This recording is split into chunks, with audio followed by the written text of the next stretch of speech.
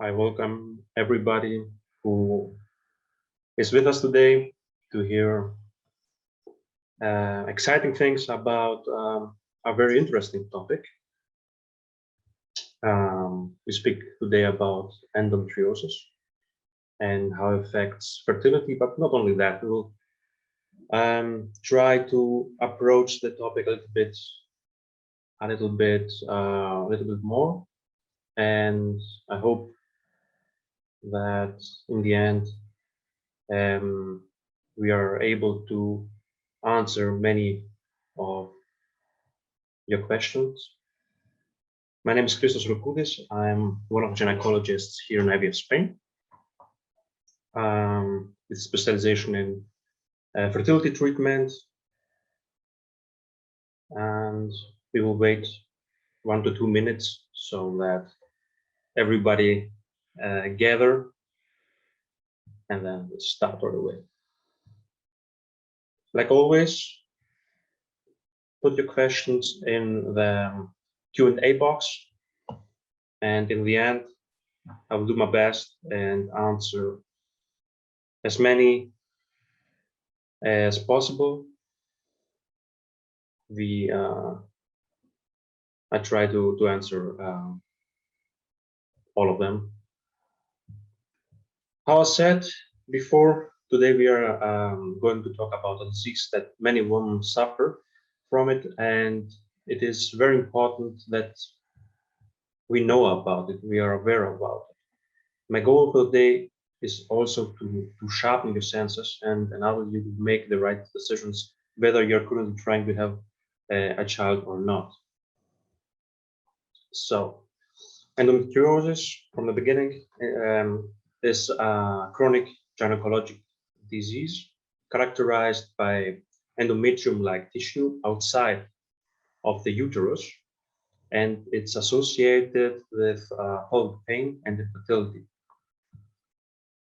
It can be understood as a humoral and endocrine activated immunological disease with oncological behavior patterns and possibly also some oncogenic potency. Where can it be found? The ectopic endometrial tissue usually is located in the pelvis, but can appear anywhere in the body.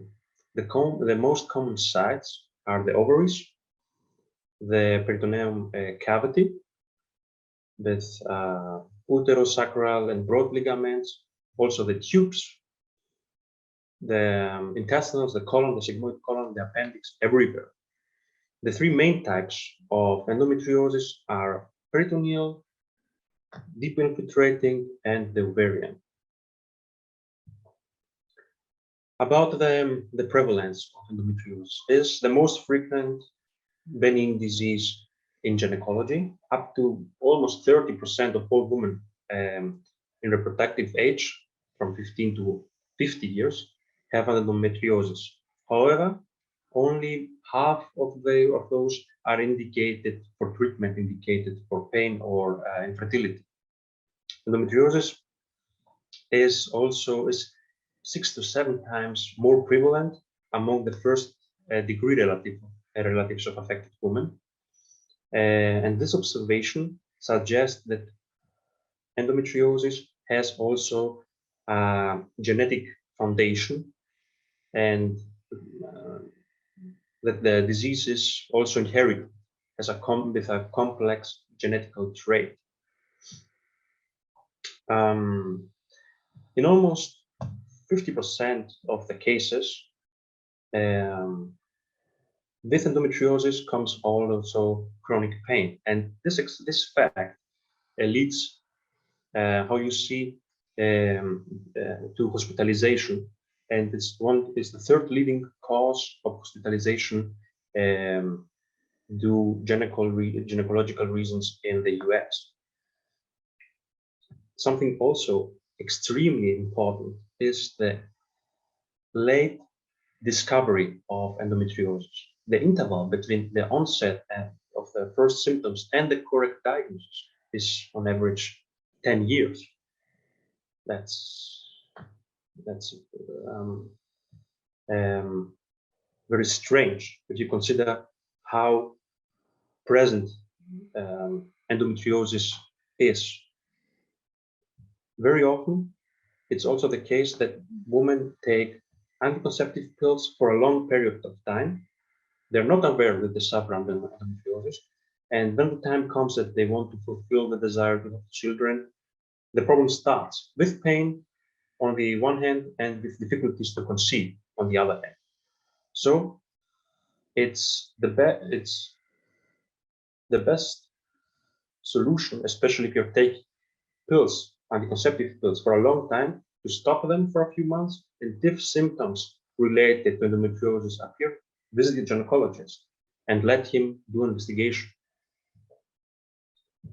About the origin of the disease, there is no generally accepted thesis regarding the origin. However, the retrograde menstruation proposed from Mr. Samson, is the most well accepted. The idea behind it is that menstruation, this retrograde menstruations,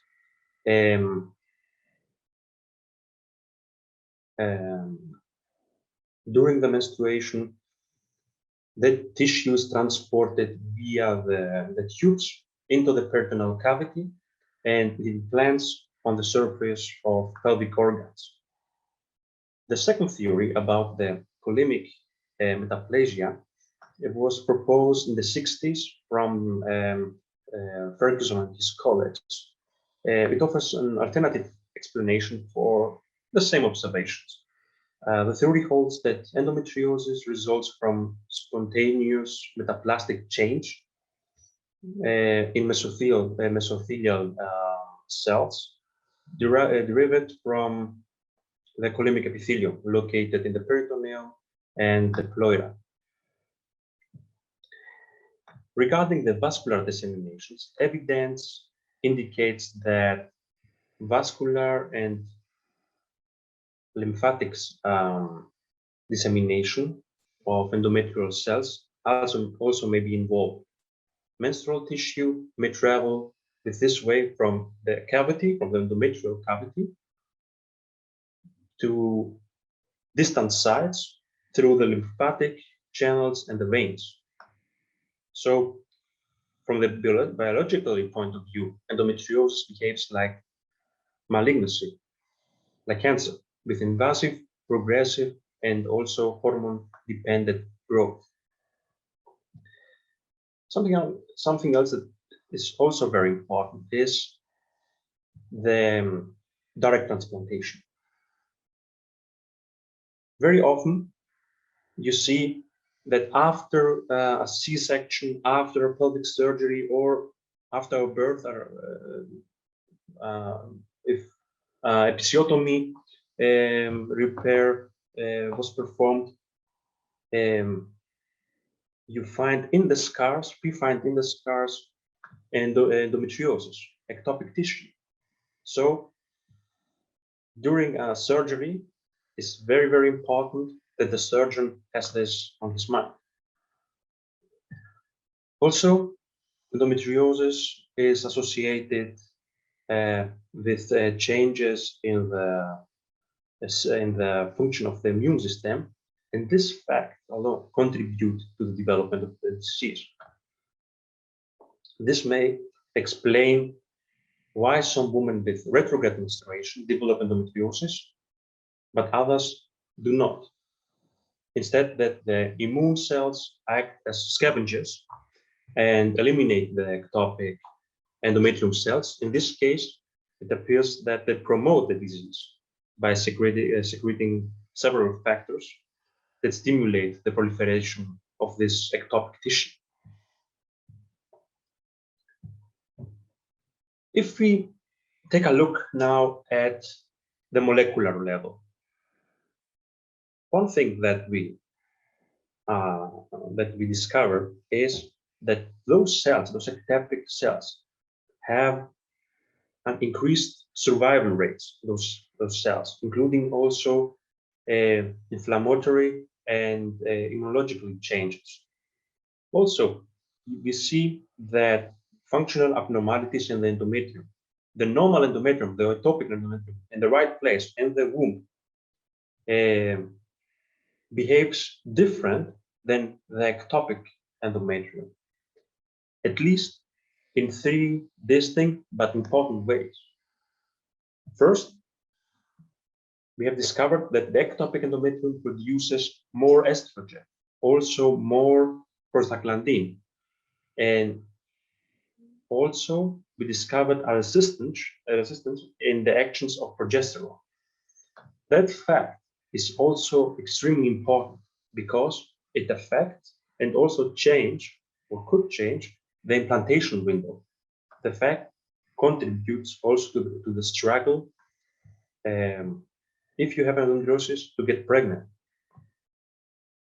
Also, epigenetic modifications play a role, so that the whole responses like inflammatory and immune are altered in ways that promote the survival, attachment, and proliferation of the ectopic endometrial tissue.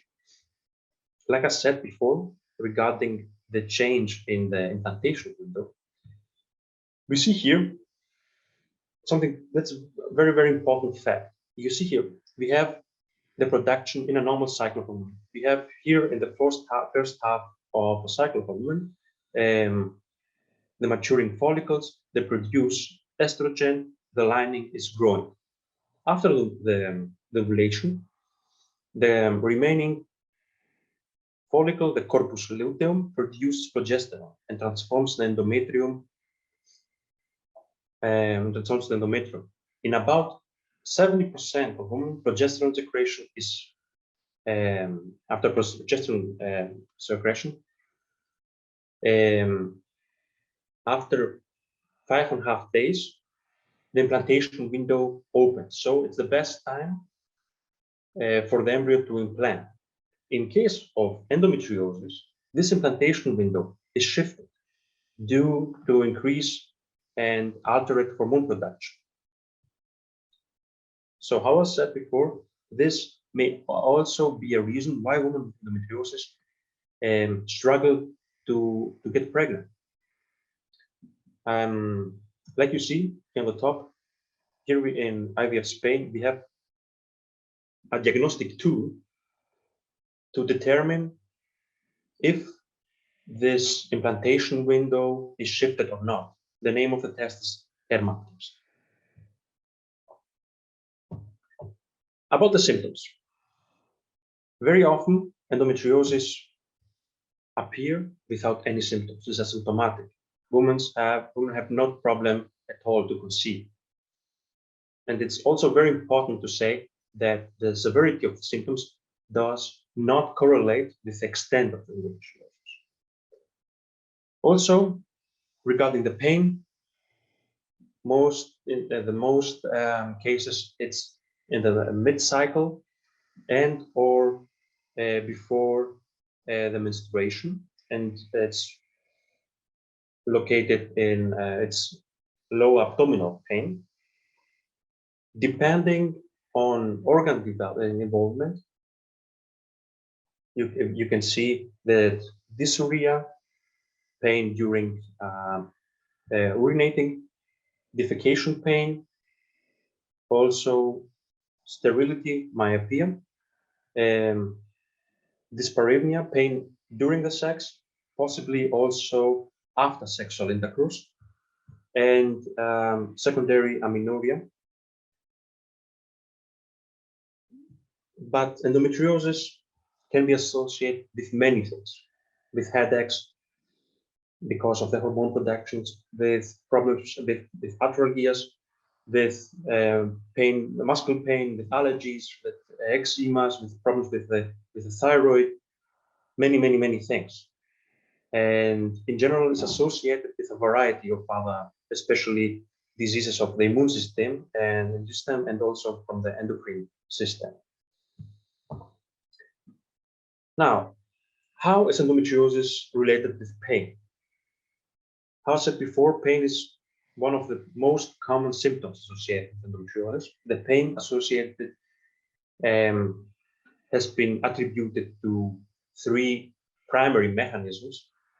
One is the direct and indirect effects of local bleedings from the of this endometriotic implants.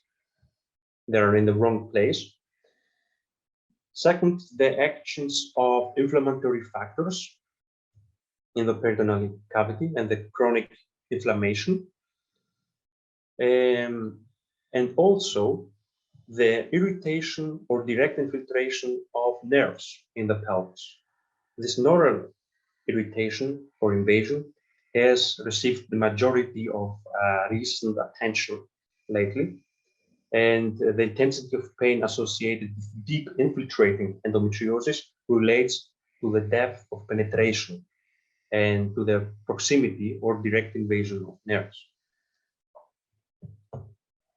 Regarding endometriosis and infertility, between 25 to 50% of women with infertility have endometriosis, and 30 to 50% of women with endometriosis have infertility.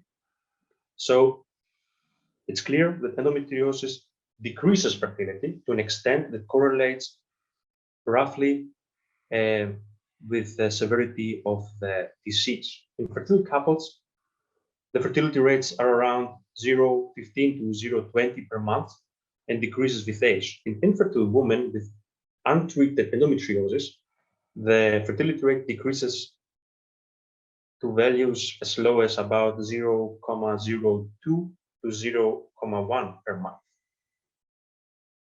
And regarding the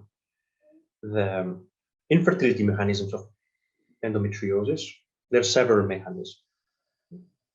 The distorted anatomy plays a role because it can inhibit or prevent the egg release and capture after the ovulation. Also, decreased fertility in women with advanced endometriosis could result from premature depletion of the ovarian follicular pool, for example, after ovarian surgery.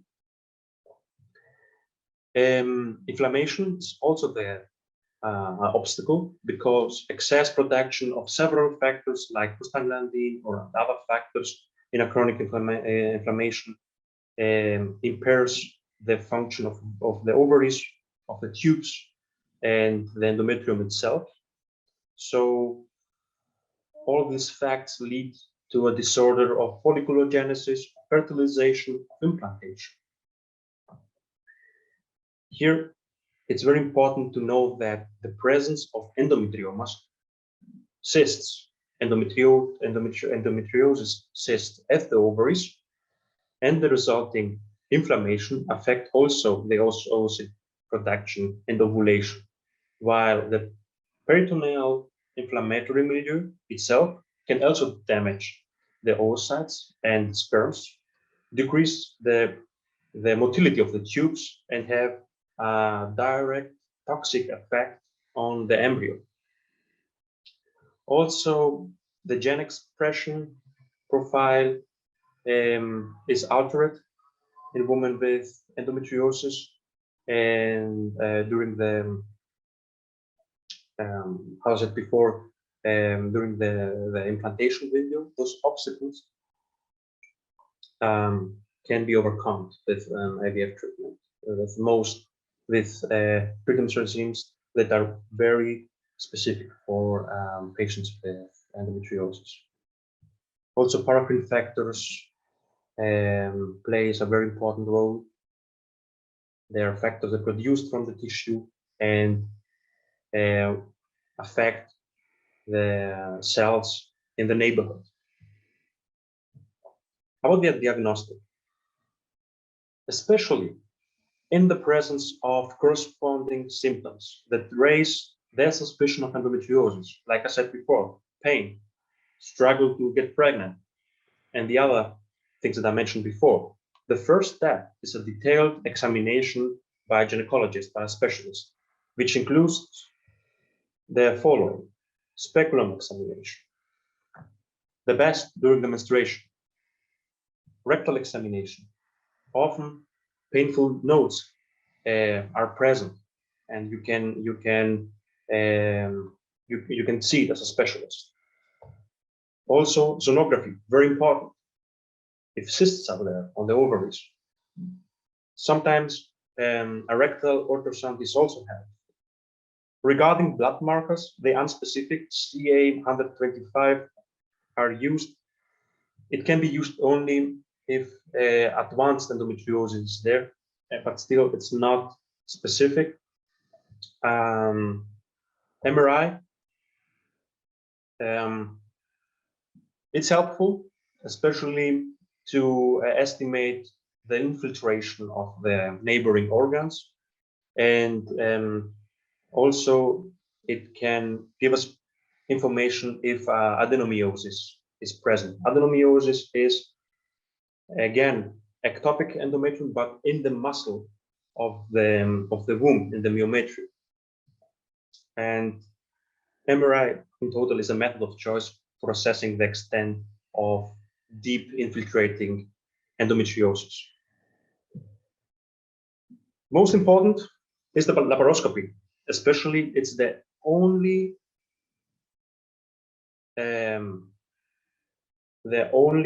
let's say test, but it's an operation who say 100% that endometriosis there, allow us to take a biopsy, to test it, and have the histological confirmation.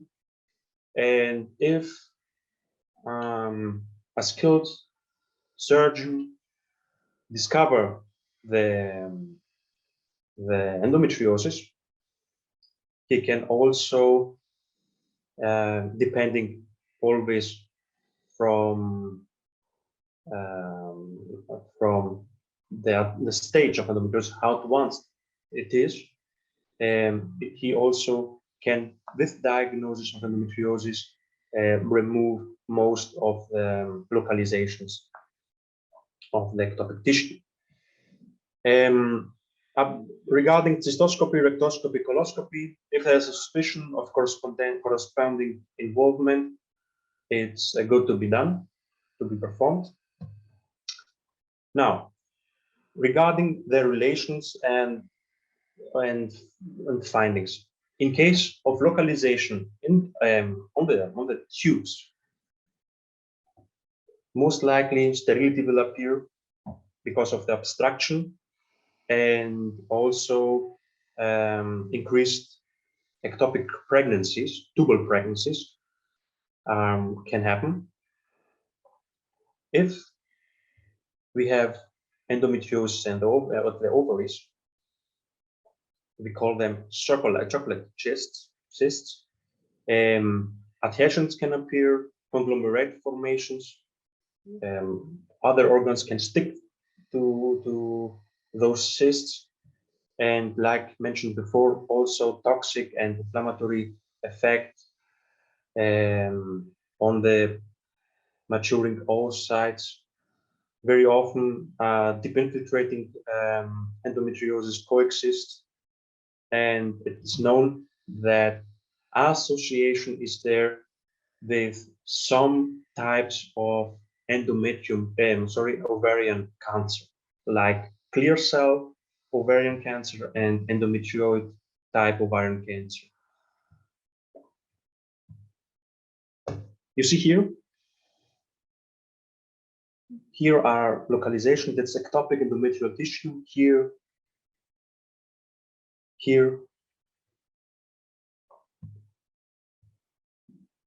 also several findings.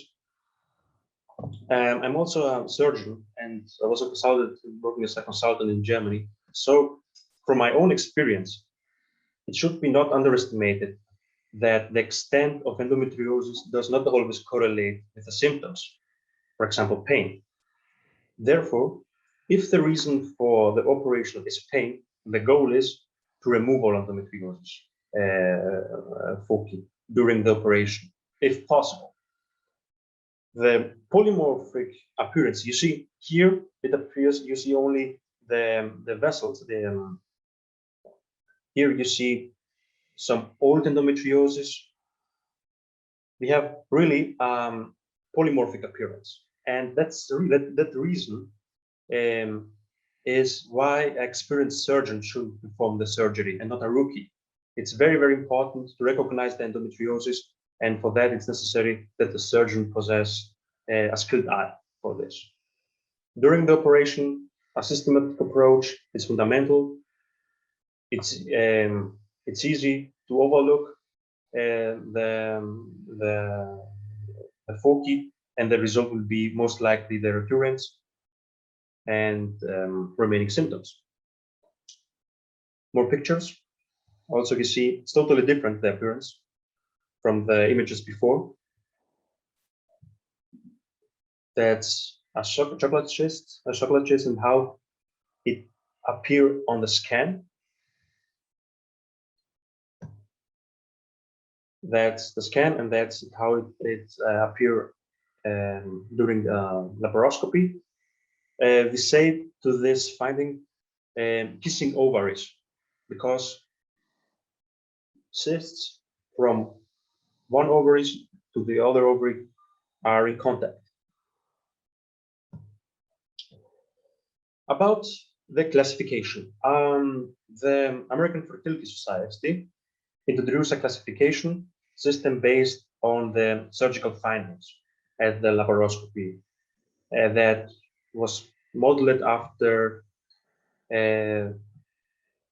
those used for grading malignant diseases.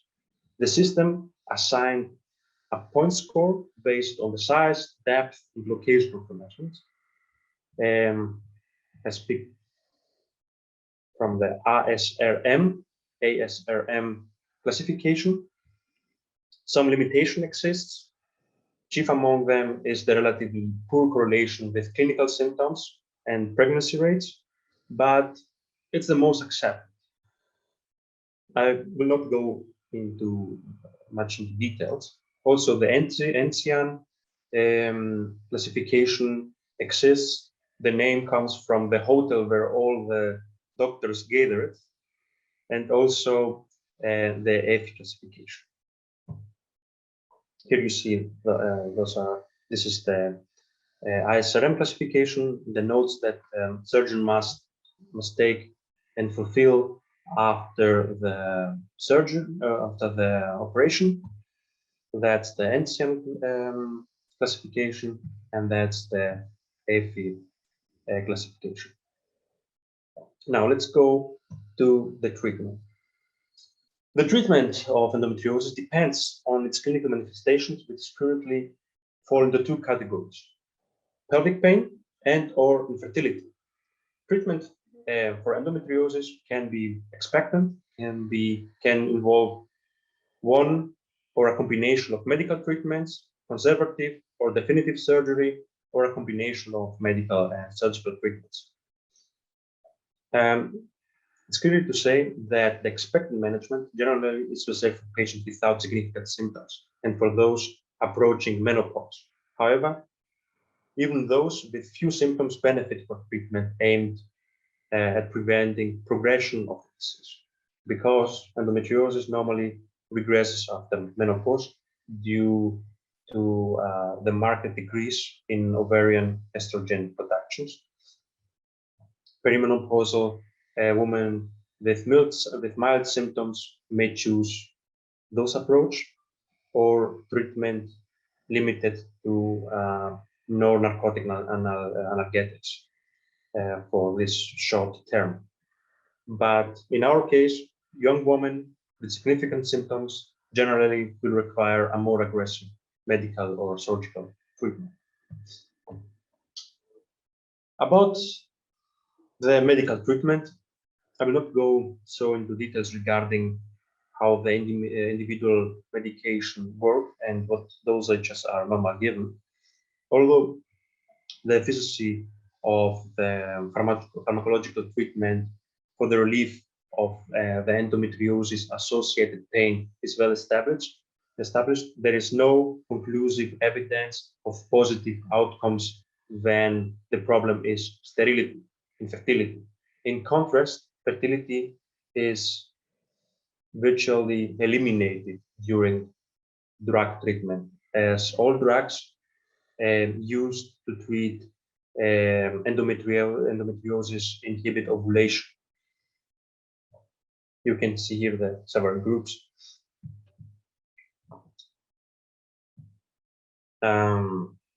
The non-steroidal anti-inflammatory medication are the most commonly used first-line medication for endometriosis, typically in conjunctions with oral contraceptives. About estrogen, progestin contraceptives, even today, they are the most commonly prescribed treatments for the disease. Continuous treatment can eliminate the menstruation and is preferred method for those with dysmenorrhea, strong pain during the menstruation.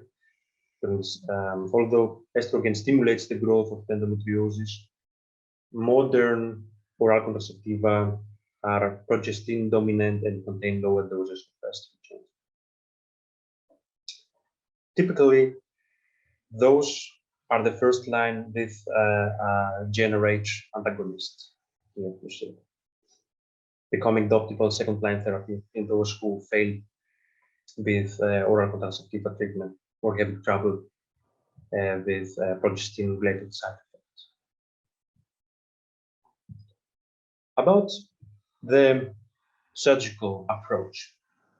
The objectives of surgical treatment for endometriosis are to restore normal anatomical relations, remove all visible or deep disease to the extent possible, and prevent adhesions. About the conservative approach, unfortunately, as with medical treatment, recurrent disease and pain after local excision or ablation of endometriosis are common. The cumulative probability of recurrence, if I'm not mistaken, is between 40 and 45% at a 5-year follow-up, while the probability of requiring again surgery is around 15 to 25 by 2 years, and almost 50% between 5 and 7 years. A study involving second look laparoscopy after surgical treatment of minimal or mild endometriosis found that the disease most often come again in the same areas of the pelvic, suggesting either incomplete excision during the initial surgery or favorite implantation in certain locations. In addition, despite meticulous surgical technique, surgery itself can result in pelvic adhesions, which can become a primary cause of continued pelvic pain. So the operation itself can be a reason for additional pain.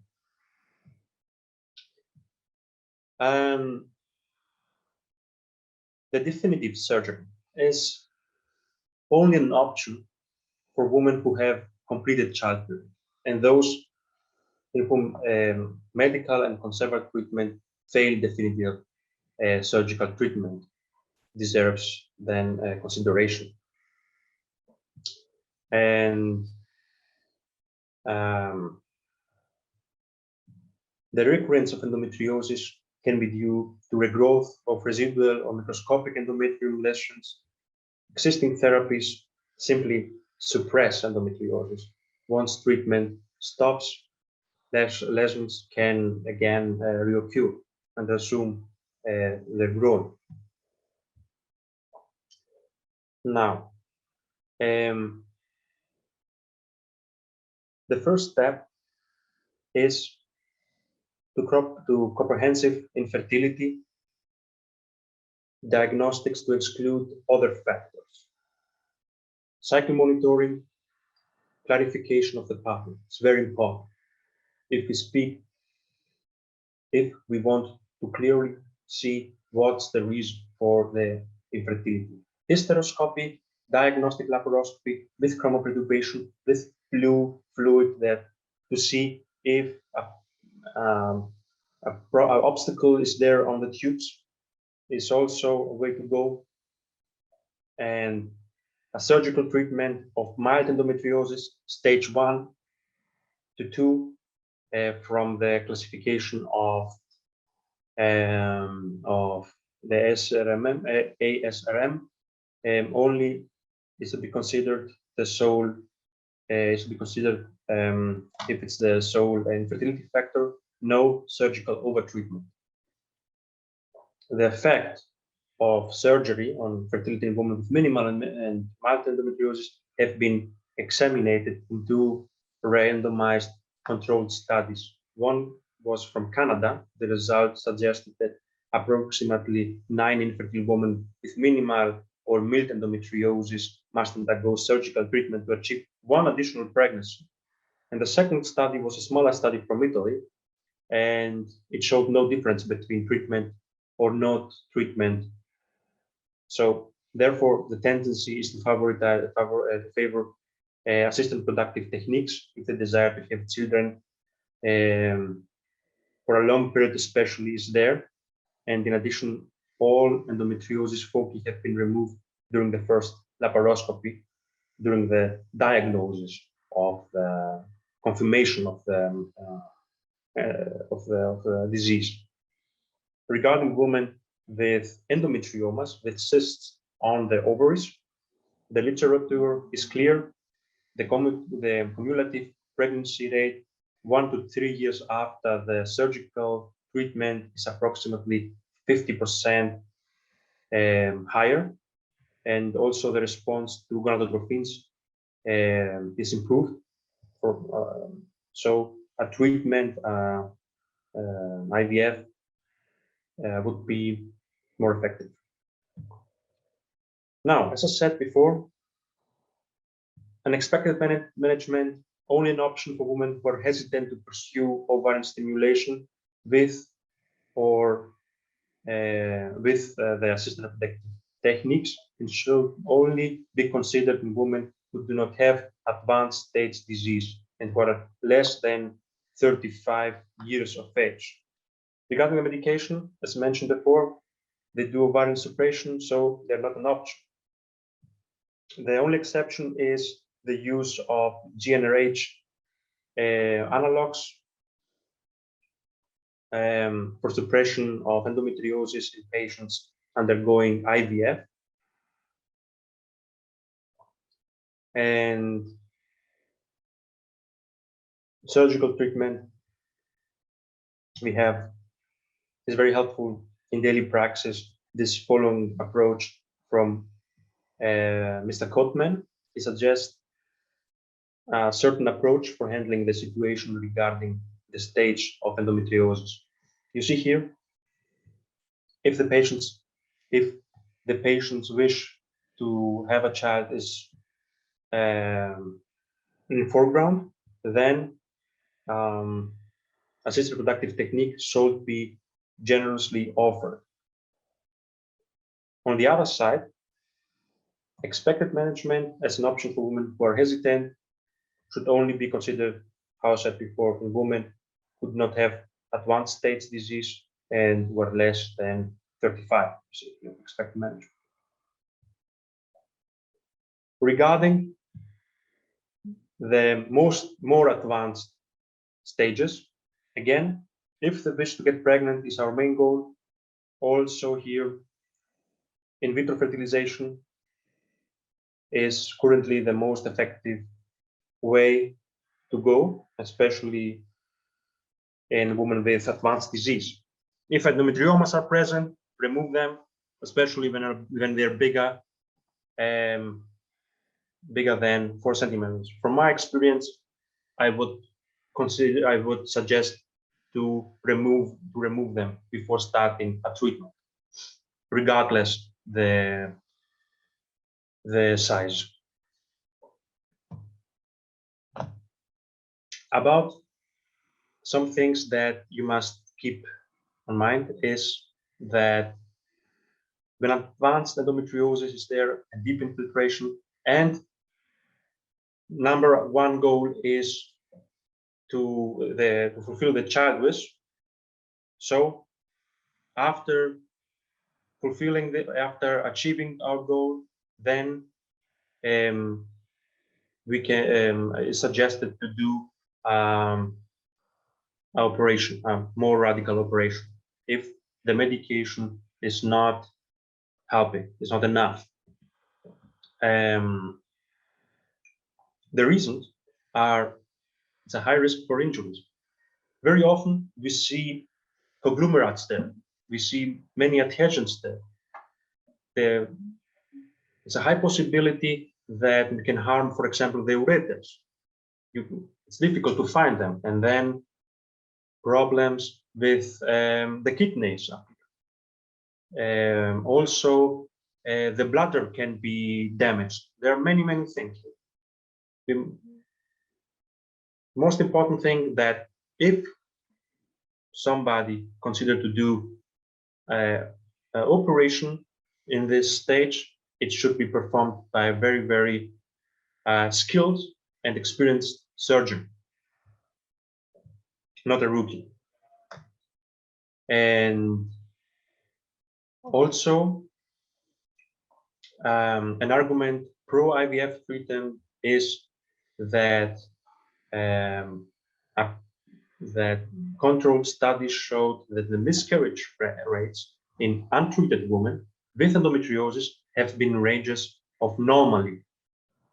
So that's also something very important.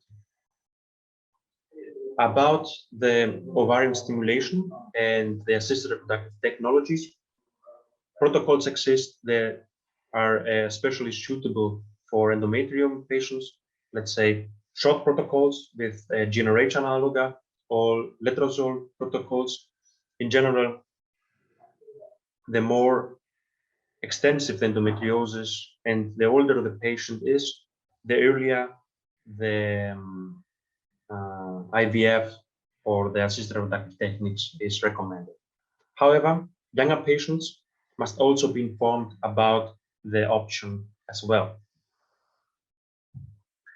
The conclusions that we drawn is that endometriosis is very common.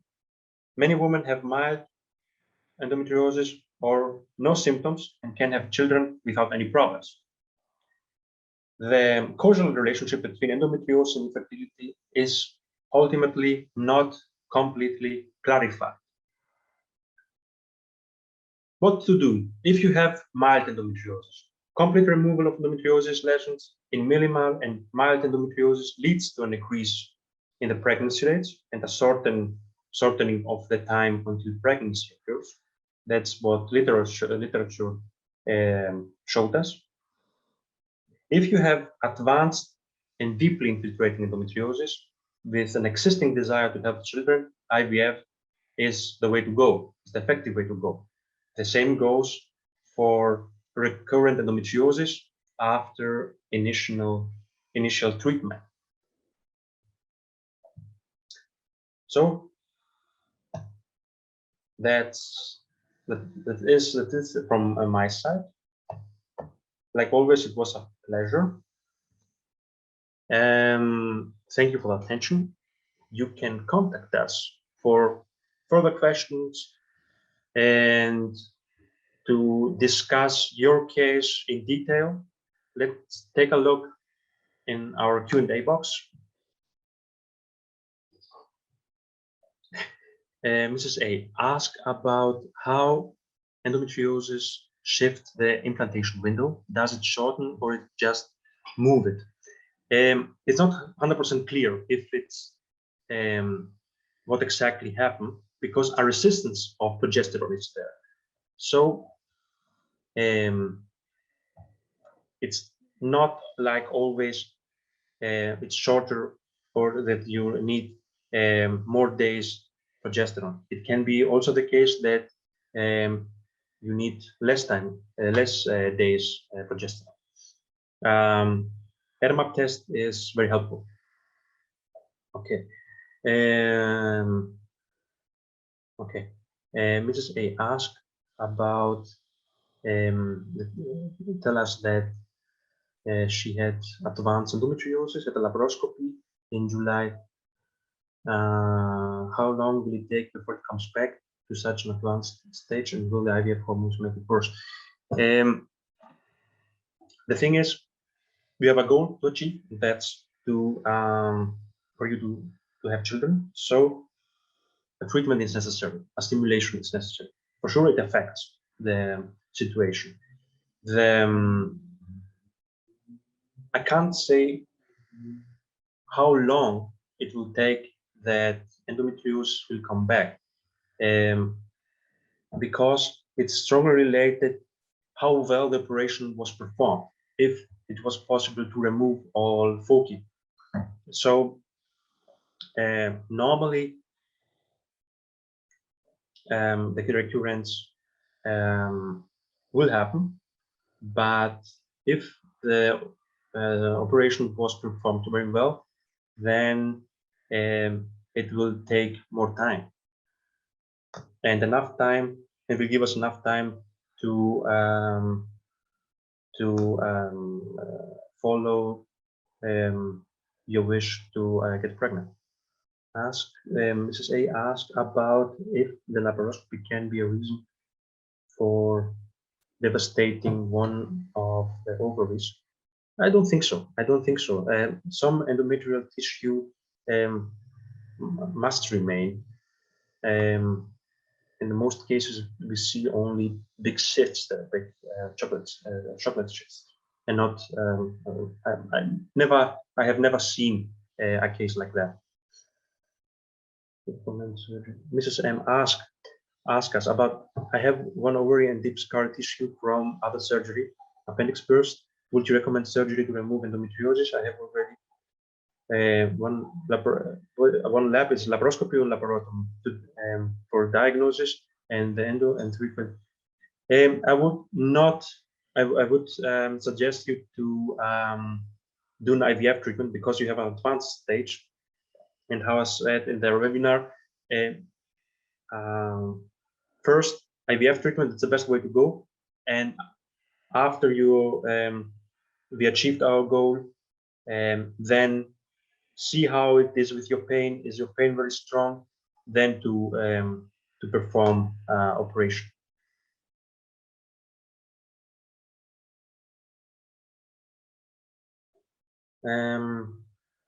Ms. A asked about your your case. Please contact me. Provide me with all information about your case. You see the contact email address, and I will give you my estimation. A free call, and I would be happy to assist you. Mrs. A asked about the hysterosalpingography is a very sorry. The question was, what do you think about hysterosalpingography to evaluate the fallopian tubes instead of laparoscopy? The laparoscopy with the chromoperturbation is more sensitive. You can see it very clearly. The one assistant will inject the blue color from below through the cervix, and then during the operation via cam, we see how the blue color goes through the tubes. It's very easy, and you don't need, it's not necessary to be a doctor to say, okay, there's not obstacle there. With the hysterosalpingography, it's a little bit tricky, more difficult, and if the gynecologist is experienced, then this test has a high sensitivity.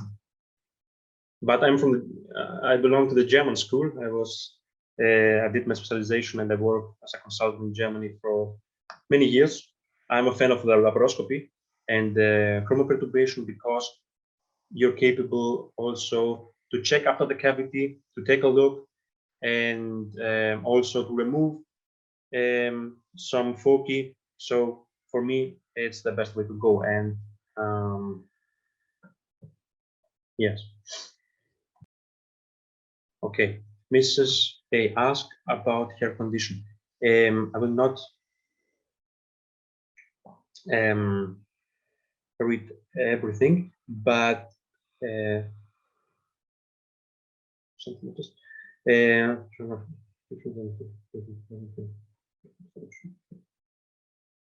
I think it's a good way to go, but I prefer to remove the cyst before do the implant.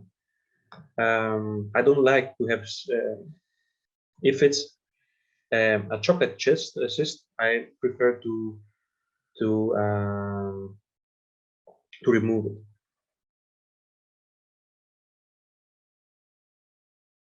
Mrs. C. I have severe endometriosis found 16 when trying to have a child by accident. I had a successful transfer. I have been trying again with IVF in the end for another, but I have struggled for my endometrium to thicken at 7 millimeters. I'm about to start natural with frozen embryos this month.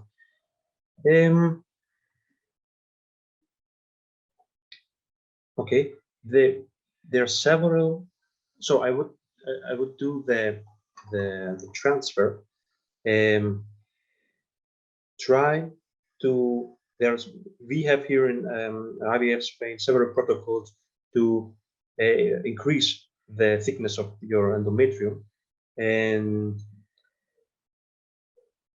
you wrote me here that with your last attempt it was 7 millimeters. It was quite. It was not thick enough. And I would concentrate there and not the endometriosis in your case. Mrs. D asked about if can endometriosis come back within 6 months after excision surgery. Stage 4 with people. Yes, it can reappear, but most likely it will not be if it was performed properly. And my question is, did you receive any hormonal treatment after the operation?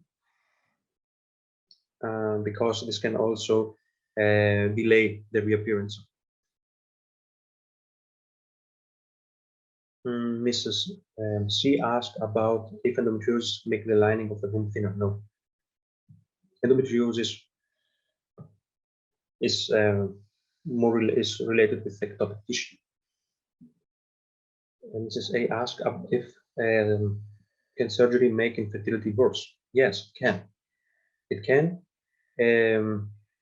because if we speak about if we have an advanced stage, we can devastate structures.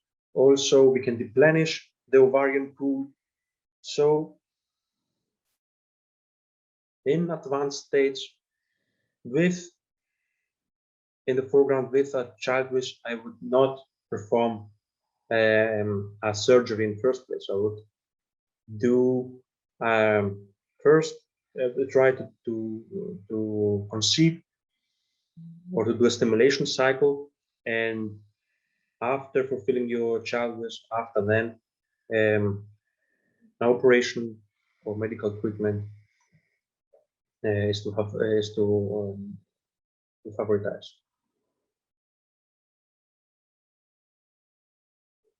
Mrs. C, my consultant in Nottingham has recommended a natural IVF without drugs this time.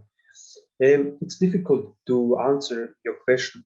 If you want, you can contact us so I can take a look and give you my opinion about it.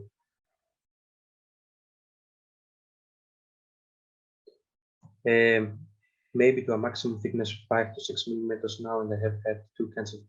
You know, you have frozen embryos. So, okay, I understand you very, very well that you want to have the transfer done, but you have time to focus on the lining, thickness. I had patients here.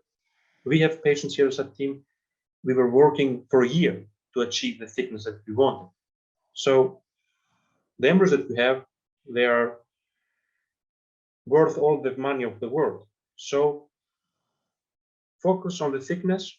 Let your specialist focus on the thickness, and then everything must be perfect. it's not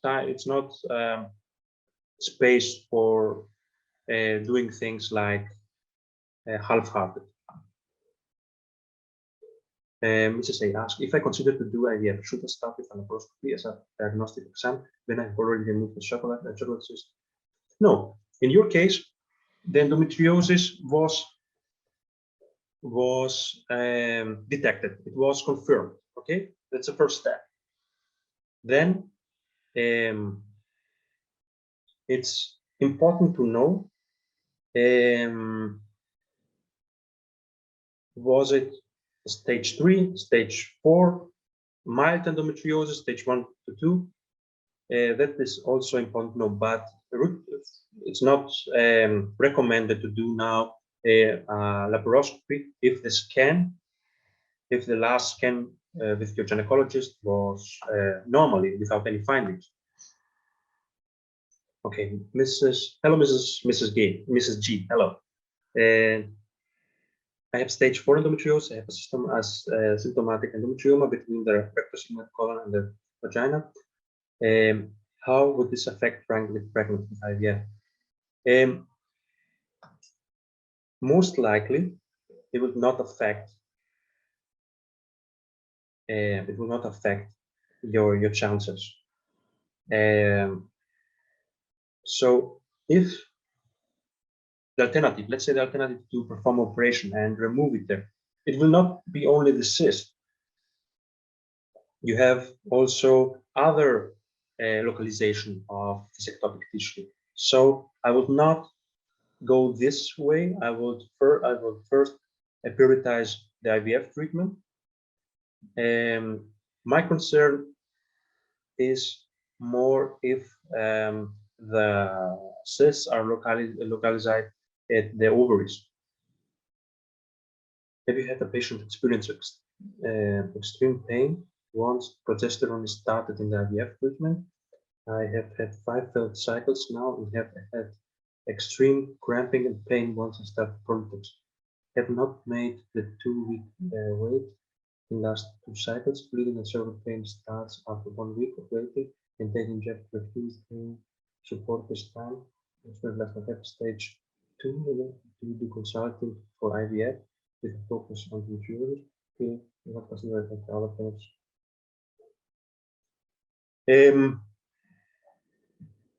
It's quite complicated, your case, Mrs. S. Please contact me and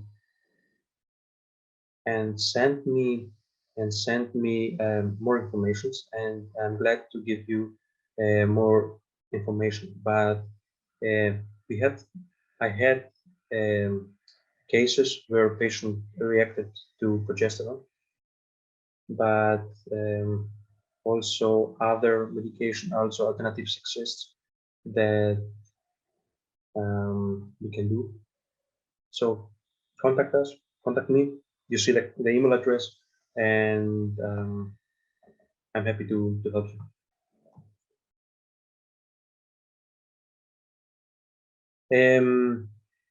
Mrs. C, have you had any successful cases with natural IVF and endometrial thickness?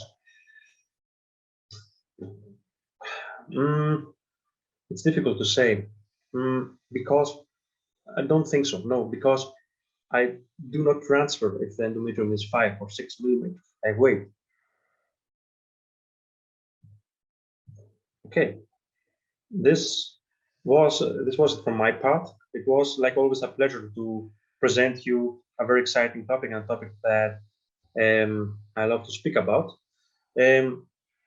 Please contact us. The next patient meeting is full booked, but they will try to find a slot and discuss your case in detail. So feel free to contact us, and it will be a pleasure to come in contact with you. I wish you a wonderful rest of the day, and only the best. Bye-bye.